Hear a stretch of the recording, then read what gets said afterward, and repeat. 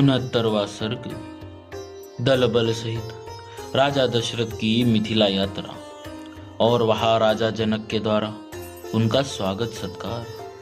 तदनंतर रात्रि व्यतीत होने पर उपाध्याय और बंधु बांधवों सहित राजा दशरथ हर्ष में भरकर सुमंत्र से इस प्रकार बोले।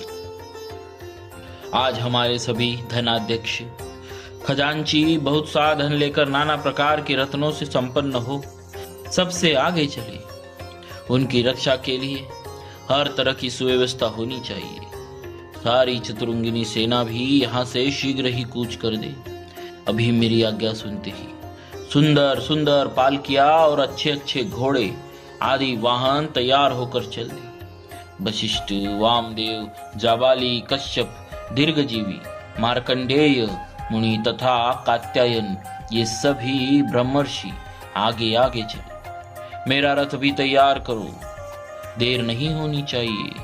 राजा जनक के दूत मुझे जल्दी करने के लिए प्रेरित कर रहे हैं। राजा की इस आज्ञा के अनुसार चतुरंगिनी सेना तैयार हो गई और ऋषियों के साथ यात्रा करते हुए महाराज दशरथ के पीछे पीछे चली।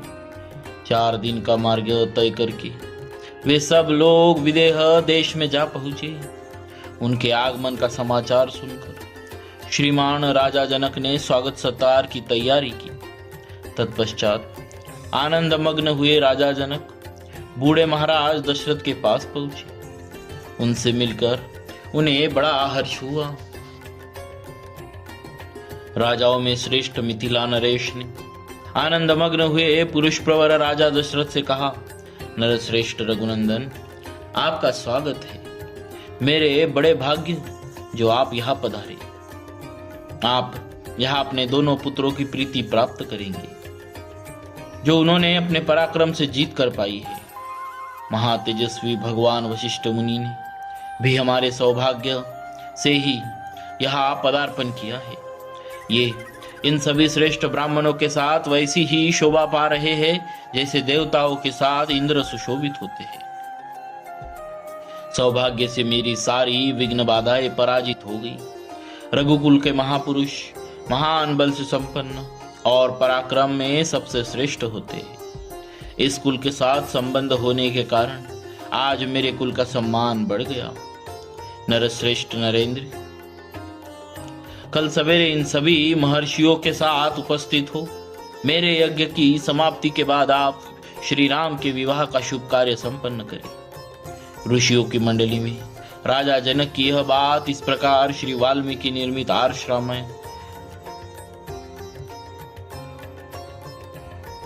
ऋषियों की मंडली में राजा जनक की यह बात सुनकर बोलने की कला जानने वाले विद्वानों में श्रेष्ठ एवं वाक्य मर्मज्ञ महाराज दशरथ ने मिथिला नरेश को इस प्रकार उत्तर दिया। धर्मज्ञ, मैंने पहले से यह सुन रखा है कि प्रतिग्रह दाता के अधीन होता है, अतः आप जैसा कहेंगे हम वैसा ही करेंगे।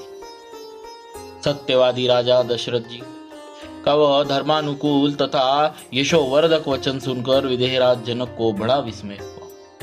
तदनंतर सभी महर्षि एक दूसरे से मिलकर बहुत प्रसन्न हुए और सबने बड़े सुख से वह रात बिताई। इधर महातेजस्वी श्री राम विश्वामित्र जी को आगे करके लक्ष्मण के साथ पिताजी के पास गए और उनके चरणों का स्पर्श किया।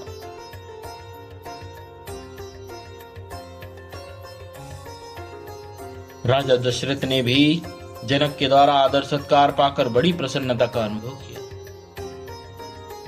तथा अपने दोनों रघुकुल रत्न पुत्रों को सकुशल देखकर उन्हें अपार हर्ष हुआ। वे रात में बड़े सुख से वहां रहे।